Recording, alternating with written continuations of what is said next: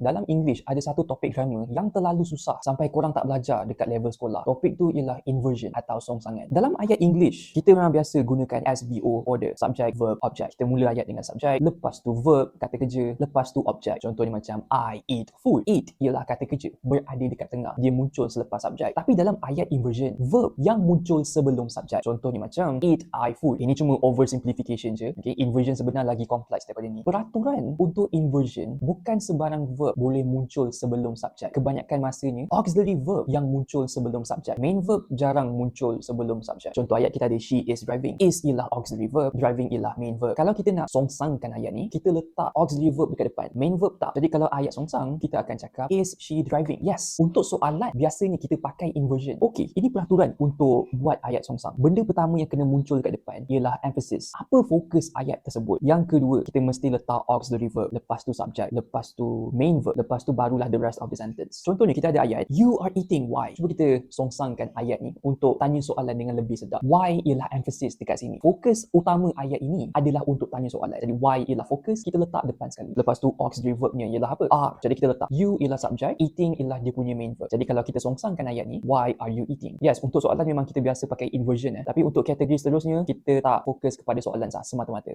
Okey, contoh ayat kita ada I am excited for our trip today, man. Jadi ayat ni kita tengah excited, man. Itu expression yang menunjukkan kita sangat excited. Jadi man kita letak paling depan. Okey, lepas tu auxiliary verb which is am, lepas tu subjectnya which is I, main verb excited, lepas tu the rest of the sentence. Jadi kalau awak nak tunjukkan awak terlalu excited, jangan cakap I am excited for our trip today, man. Ayat tu biasa. Kalau nak bunyi lagi excited, cakap macam ni. Man, am I excited for our trip today? Okey, seterusnya cuba tengok ayat ni. I have never met anyone like you in my life. Apa fokus ayat dekat sini? Apa dia punya emphasis dekat sini? Kita nak tunjukkan yang kita tak pernah jumpa orang macam ni. Jadi never ialah emphasis dekat sini, kita letak dia paling depan. Auxiliary verb ialah have, I ialah subject, met ialah main verb, lepas tu kita tulis the rest of the sentence. Jadi kita pun cakap lah, never have I met anyone like you in my life before. Okey, ayat seterusnya. He is not only handsome but talented as well. Jadi kita nak fokuskan ayat ni, dia ni bukan setakat handsome je, berbakat juga. Jadi bukan setakat, not only ialah fokus kat sini. Jadi kita letak dia paling depan. Is ialah auxiliary verb, he ialah subject. Kita tak ada main verb, tak apa, kita skip je. Jadi kita tulislah the rest of the sentence. Jadi bila kita songsangkan ayat tu, dia menjadi not only is he handsome but talented as well. Jadi ingatlah order dia. Pertama, apa yang awak emphasizekan. Yang kedua, auxiliary verb, lepas tu subject, lepas tu main verb, lepas tu barulah tulis the rest of the sentence. Kita biasanya guna inverted sentence ni untuk tanya soalan, tunjukkan kita excited atau nak buatkan ayat kita lebih ekspresif.